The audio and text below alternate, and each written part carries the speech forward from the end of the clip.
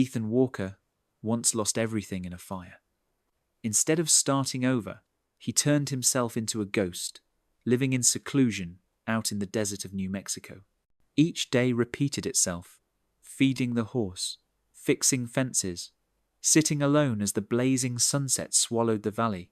Nobody in town truly knew him, and he wanted it that way. But this is not a sad story, because only minutes from now that harsh silence would be shattered. And what Ethan found that day, a woman exhausted, her face bruised and battered, would pull him into a journey that would change the rest of his life. You have no idea what lies ahead. Trust me, the next part will surprise you. And hey, if you enjoy stories as intense as this one, make sure to subscribe so you do not miss what happens next. Ethan brought Maya back to his wooden cabin. He was not a doctor, but scars had taught him how to survive.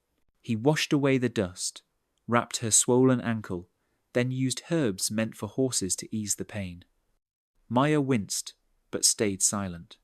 Ethan did not ask questions, only placed a bowl of bean stew and bread beside her before stepping onto the porch.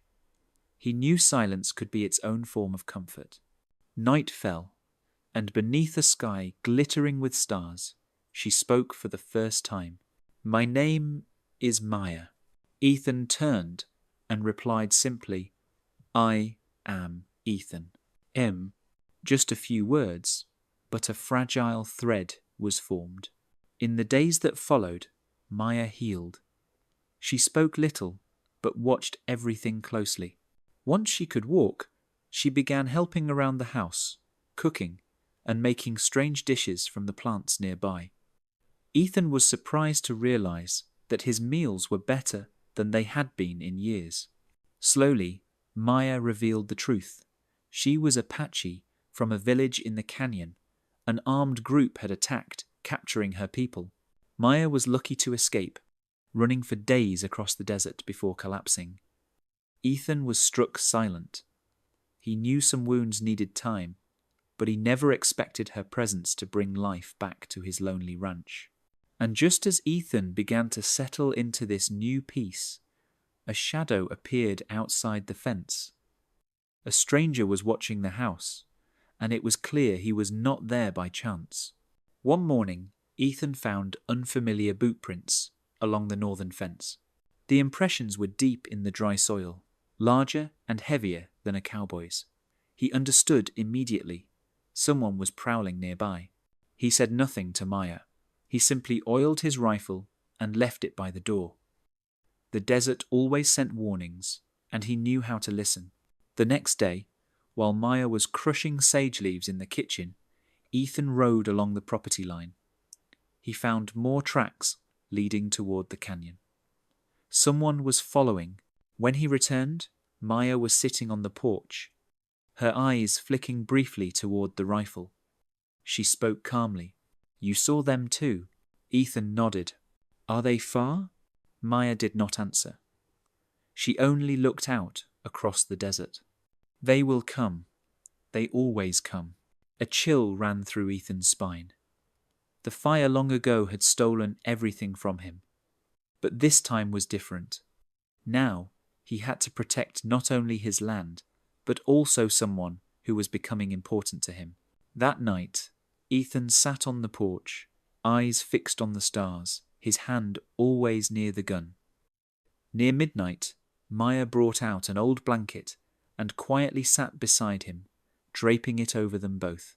For a man who had lived alone for so long, that simple touch roared like thunder. He realized he was beginning to love Maya, and with that love came fear. The desert never gave without demanding a price. Suddenly, a whistle echoed in the dark. Ethan jumped to his feet, gun in hand. Maya whispered, "They have found us."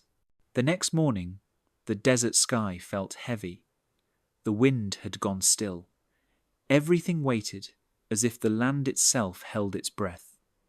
Ethan stood on the porch, eyes sweeping the horizon. He had not slept all night. The rifle was loaded, the horse saddled. His instinct screamed, Today they would arrive. The back door creaked open. Maya stepped out, wrapped in the old blanket. Her ankle was still swollen, but her stride was firm. Her eyes, hard as stone. They looked at each other. No words were needed. The danger was already here. "You can still leave," Maya whispered. Her voice trembled, but the words were resolute. "If I go, they will not harm you." Ethan clenched his jaw, anger burning through him. The fire of the past, the fear, the duty, it all blazed in front of him. His voice was rough but steady. "This is my land. If they come, they will face me." Maya shook her head. "I brought this danger to you." Ethan looked straight at her. "You brought life back to this place." The silence between them was like a vow. Ethan touched her hand gently. It was a promise without words.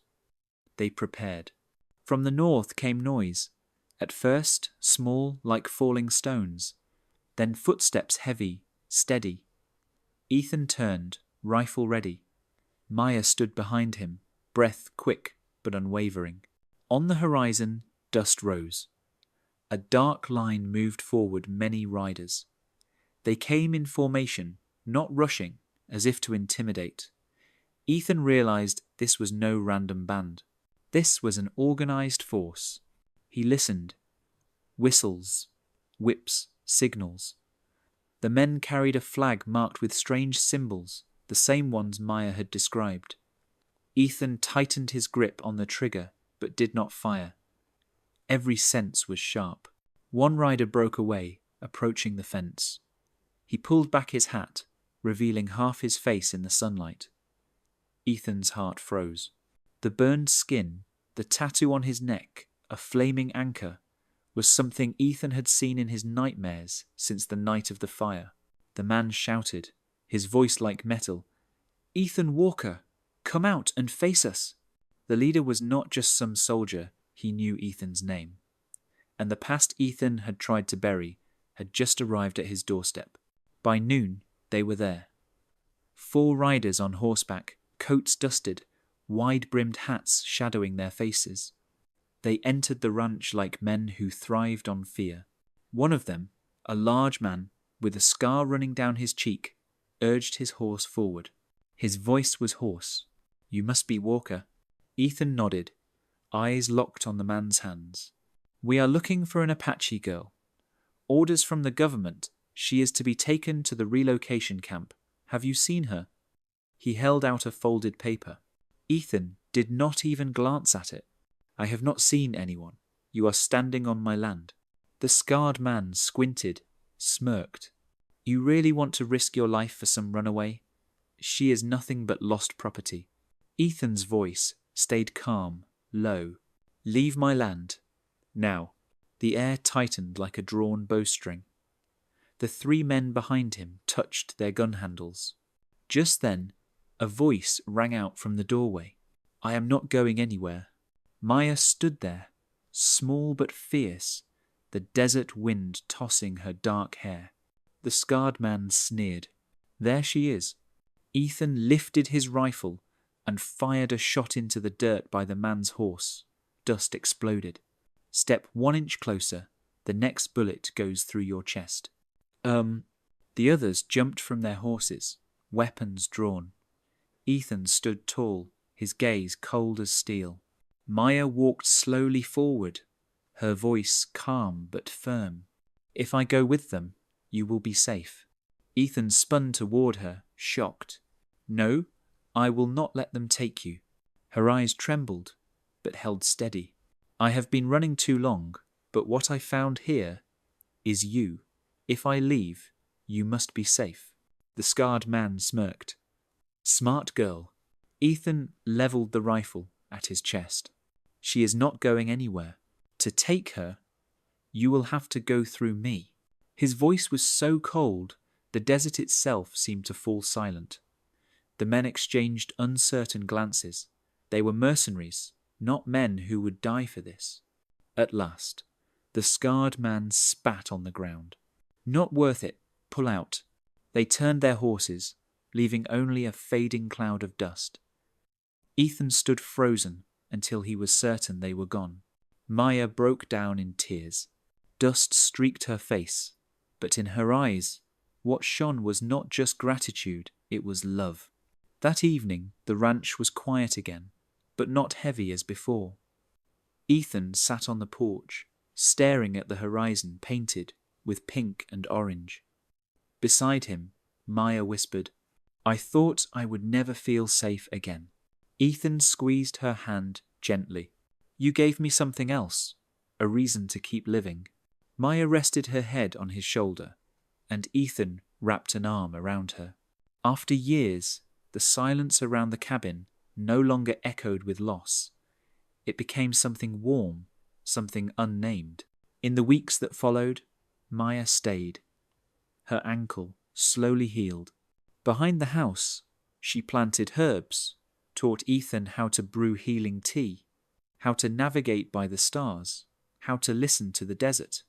In return, he showed her how to mend fences, ride horses, and hold a gun steady.